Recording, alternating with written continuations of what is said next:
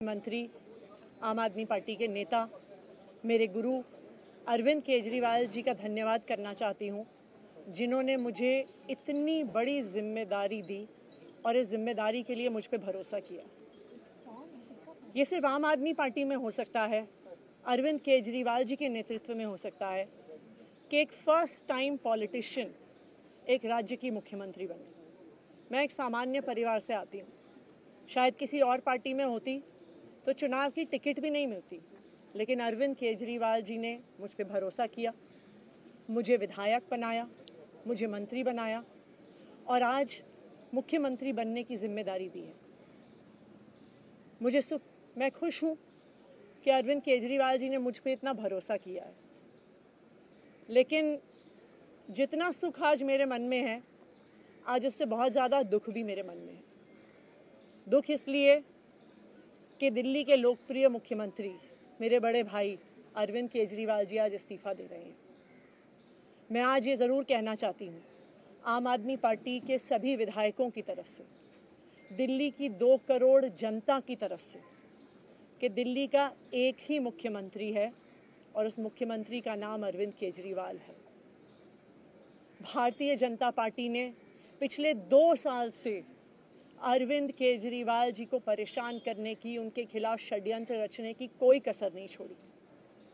एक ऐसा आदमी जो अपनी IRS कमिश्नर की नौकरी ठुकरा सकता था, एक ऐसा आदमी जो एक नई पॉलिटिकल पार्टी से पहली बार चुनाव लड़के मुख्यमंत्री पद से इस्तीफा दे सकता था, ऐसे आदमी पर, ऐसे ईमानदार आदमी पर भारतीय जनता पार्टी ने भ्रष्टाचार के आरोप लगाए, झूठे केस किए, फर्जी केस किए, अपनी एजेंसीज ED को, CBI को उनके पीछे छोड़ दिया, उनको झूठे मुकदमे में 6 महीने तक जेल में रखा। आखिरकार सुप्रीम कोर्ट ने उन्हें जमानत दी और सुप्रीम कोर्ट ने सिर्फ उनको जमानत नहीं दी, सुप्रीम कोर्ट ने केंद्र सरकार के मुंह पे तमाचा मारा, उनकी एजेंसीज के मुंह पे तमाचा मारा। उन्हें कहा कि इनकी एजेंसीज, केंद्र सरकार की एजेंसीज एक पिंजरे में कैद तोते की तरह हैं और अरविंद केजरीवाल जी की गिरफ्तारी गलत थी। अगर अरविंद केजरीवाल जी की जगह कोई और मुख्यमंत्री होता, कोई और नेता होता, तो वो 2 मिनट नहीं सोचता मुख्यमंत्री की कुर्सी पे बैठने के बारे में। लेकिन अरविंद केजरीवाल जी ने वो किया जो आज तक इस देश का इतिहास तो छोड़िए, शायद दुनिया के इतिहास में किसी नेता ने ना किया हो। उन्होंने कहा कि मेरे लिए सिर्फ सुप्रीम कोर्ट का फैसला काफी नहीं है, मैं जनता की अदालत में जाऊंगा। जब दिल्ली की जनता मुझे कहेगी कि हम तुम्हें मुख्यमंत्री के रूप में देखना चाहते हैं, जब दिल्ली की जनता कहेगी कि तुम ईमानदार हो, तब मैं मुख्यमंत्री की कुर्सी पे बैठूंगा। मुझे नहीं लगता कि हमें लोकतंत्र के इतिहास में ऐसा कोई त्याग का उदाहरण मिलेगा जो आज अरविंद केजरीवाल जी ने देश के सामने रखा है। दिल्ली भर में लोग बहुत दुखी हैं अरविंद केजरीवाल जी के इस्तीफे से। कल शाम मुझे एक बुजुर्ग महिला मिली, जब उन्हें खबर मिली थी कि अरविंद केजरीवाल जी ने इस्तीफा दे दिया है, वो रोने लग गई।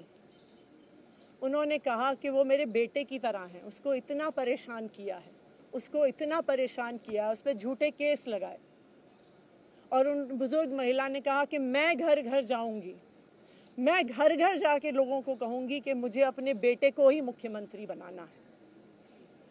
तो आज सभी दिल्ली वाले ये प्रण ले रहे हैं, सभी दिल्ली वाले इतने गुस्सा हैं, भारतीय जनता पार्टी के षड्यंत्र से नाराज हैं और अपने बेटे, अपने भाई अरविंद केजरीवाल जी को फिर से दिल्ली का मुख्यमंत्री देखना चाहते हैं।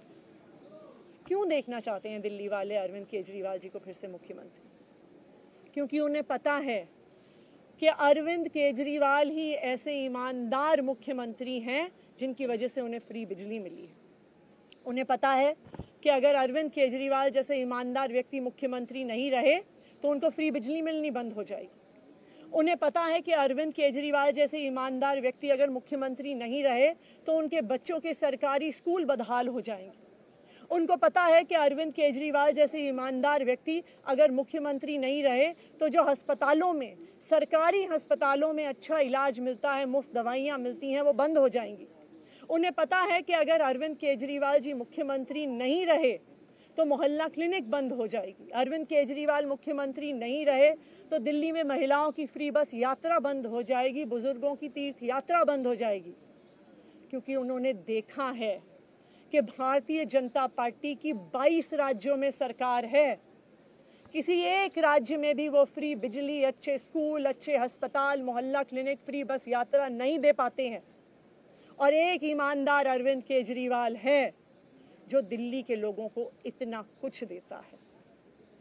तो दिल्ली के लोग, आम आदमी पार्टी के विधायक और मैं अगले कुछ महीनों तक, चुनाव तक मुख्यमंत्री होने के नाते अब एक ही उद्देश्य से काम करेंगे कि हमें अरविंद केजरीवाल जी को फिर से दिल्ली का मुख्यमंत्री बनाना है। जब तक मैं इस बड़ी जिम्मेदारी को संभाल रही हूँ, मेरा एक ही मकसद रहेगा। मुझे पता है कि भारतीय जनता पार्टी अपने एलजी साहब के थ्रू दिल्ली वालों के खिलाफ षड्यंत्र रचेगी। मुझे पता है कि वो दिल्ली वालों की फ्री बिजली रोकने की कोशिश करेंगे।